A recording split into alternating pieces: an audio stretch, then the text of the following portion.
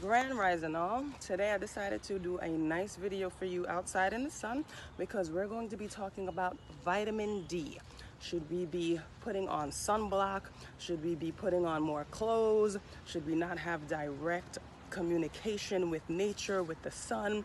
Should I be inside right now doing this video to protect myself from the harmful UV rays that I've been told about most of my life, or especially in America? What should we be doing right now? So I'm going to bring you a little closer to the board, show you how vitamin D activates in the body, and we're also going to discuss some of the amazing things that supplements cannot do for you. Supplements cannot do for you, and it's the only things that you're able to get by being outside, directly in contact with nature. All right, I'm gonna try and stay out of the board a little bit because my shadow is blocking some of the things that I wanted you to see, but this looks pretty good. So vitamin D, the sunlight hormone, is the fuel that enables your body to manufacture vitamin D. All right, don't judge my picture. So the vitamin D's far-reaching effects on the body are aligned with how hormones act to influence cellular function, metabolic pathways, and gene expression. This is going to make sense to you by the end of the video. And what's interesting to me about vitamin D is it's not really a vitamin, it's really a hormone. And that's something that I learned when I went to school, because vitamins are organic compounds that can't be made by the body. They can't be made by the body, but they are necessary for proper function, and like vitamin C.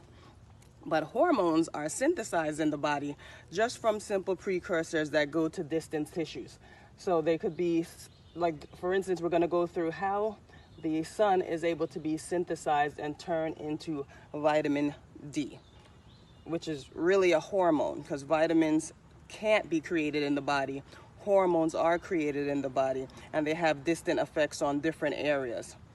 Okay, so let's start with what happens as soon as the sun gets into your skin. It has a precursor. It's a cholesterol-like molecule called 7-dehydrocholesterol. It's similar to cholesterol, but this is what gets the process started the moment the sun touches your skin. And that starts the process by absorbing just the UVB, because there's different types of sun rays. There's UVA, UVB, UVC. UVB is what you want. So it absorbs the UVB portion of sunlight to create pre-vitamin D. Because when you get the sun, you don't just get activated vitamin D right away. It's pre-vitamin D, and it has to go through a process in order to become activated vitamin D, which is to be utilized by different organs in your body. So now the skin is going to stir up for us some pre-vitamin D. So from the time it hits the skin, creates the pre-vitamin D, it rearranges itself, pre-vitamin D3, it rearranges itself with the help of the body's heat to give birth to vitamin D, which is immediately going to exit the skin and head for the bloodstream. Okay, so before vitamin D can act as a hormone, it must go through 2 steps of activation in the liver and in the kidneys. And just so you know, an SPF of 30, I mentioned this in a post earlier, it reduces your ability to create vitamin D by up to 90%. But we're going to go into SPF, if you should be wearing it or not, and maybe the best kinds to wear. People can help us out with that, because I don't wear any. But even an SPF of 30 is going to block the sun's ability to create vitamin D by 90%. So now we got the skin that prepared for us the pre-vitamin D. The pre-vitamin D is exiting the skin for the blood, and then we have the liver over here, which is going to start the activation process for the vitamin D by creating 25 vitamin D. These are just different names that's given for each process that the vitamin D has to go through in order to become active. So don't get caught up in the words. Also known as calcidiol. So the liver takes it and creates the major circulating form of vitamin D, which is calcidiol. Then that 25 vitamin D is sent to the kidney. I think this is a good picture. That's my little kidney bean. It's sent to the kidney to create activated vitamin D, which is called 125 vitamin D. And from there, we're able to feed our calcium, muscles, bone health, regulate BP, insulin production. So this is the process that your body goes through in order to make a complementary vitamin for you that all of us are running out into the store to purchase. when we don't necessarily have to, unless you have issues, which we'll get into. So this is the process from the skin. We got pre-vitamin D to the liver, to the kidneys, and then it's sent here to calcium, muscles, bone health, regulate your blood pressure, insulin production. Now, if you are overweight, if you have excess fat throughout your body, that is a major factor to get vitamin D deficiency, because the vitamin D is going to get locked up in the fat cells. So there are a lot of people who are overweight who have vitamin D deficiency for that reason.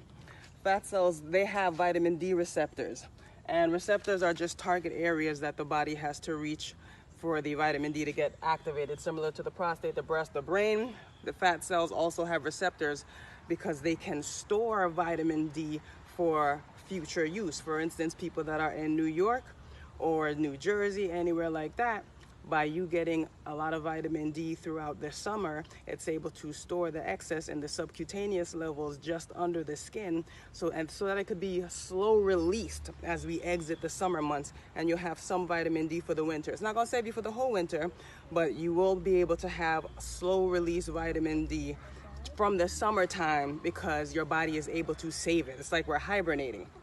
So the fat cells have vitamin D receptors, and it also tells your brain that you're full, that you've had enough. Fat cells secrete a hormone called leptin. I'm gonna erase some of this board soon because it's starting to look a little crazy. So they secrete a hormone called leptin, and that hormone allows you to say, I'm good, I'm full. Now, a lack of vitamin D can interfere with this appetite suppressing hormone, whose job it is to regulate your body weight.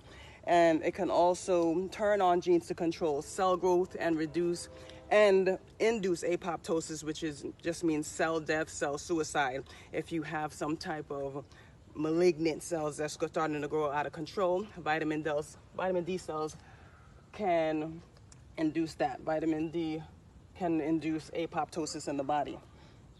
It can also prevent blood vessels from forming a nutrient that the cancer needs to survive. You understand? And just remember, the darker your skin is, the longer you need to be out in the sun. We're gonna move on from here. I'm gonna draw a little something else up there for you.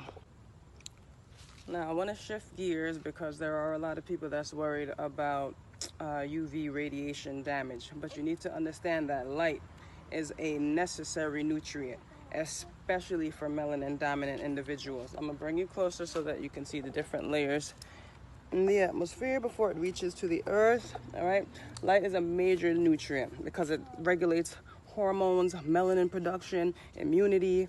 Activity is all predicated on dark light exposure. Now, life on Earth is protected by a layer in the stratosphere called the ozone layer. That's right here. The ozone shield is being deteriorated due to man-made chemicals called chlorofluorocarbons. And those things are like fire extinguishers, dry cleaning agents, pesticides, degreasers, adhesives, aerosol products, things like that. Those are the things that are depleting the ozone layer. Excuse me. Okay, Amy, go that way, please. Thank you. Now, so the ozone layer is a protective layer of gas molecules that's located in the stratosphere, and it's 3 to 5 millimeters thick. Now, in regards to the ozone layer, melanin dominant individuals, let me show you, right? Melanin dominant individuals free from food toxins, not drug dependent, capable of receiving fresh air and water, will be able to make enough melanin to counteract the dangerous concentrations of UV radiation that may be emitted. It won't harm the nucleus of the cells or destroy the epithelial layers of the skin. So if you're able, but let's be honest, how much people are really that clean? But pretty much that's what's going on here. And as you've seen before, I have the A, B, and C because there's different levels of UV radiation. B is the one that we want. They even have light bulbs that are UVB light bulbs, which are better than fluorescent light bulbs because those are hacks to your body. So UVB is what we want. UVA is the one that's able to bypass the stratosphere and get to Earth. UVB, typically in New York, certain areas, we only get that during the summer months, so you need to be outside. UVC never makes it down to the earth. These are just different rates at which energy vibrates from the sun. The next thing that we can move on to is called circadian rhythm, which is your body's biological clock. This is able to tell the hormones when to secrete, when to stop secreting, because your body only knows nighttime and daytime. It is not concerned with 1 p.m., 2 p.m., midnight. That's man-made stuff. Your body only knows daytime and nighttime. And that in itself is critical to health, because circadian rhythm issues are linked to a host of diseases. Our eyes are a major route in which light enters the body. Light enters your eye not only to serve as vision, but to directly go to the biological clock within the hypothalamus, called the suprachiasmatic nucleus. And this specific mechanism controls the nervous system and the endocrine system, whose combined effect regulates all biological function in humans. That's why this system is so important. Once the SCN, the suprachiasmatic nucleus, receives the signal that it is light outside, you're going to have serotonin production. And serotonin gives you that natural high by releasing that feel-good substance into your body. And when the SCN receives the signal that it's dark, then you get the melatonin, which is going to allow you to feel sleepy. You're going to feel a little drained, and you know it's time to go to bed, because this is the time where your body is going to heal itself. So you want to make sure that you heed to the laws of nature. The daytime is when you should be up, and the nighttime is when you need to go to sleep.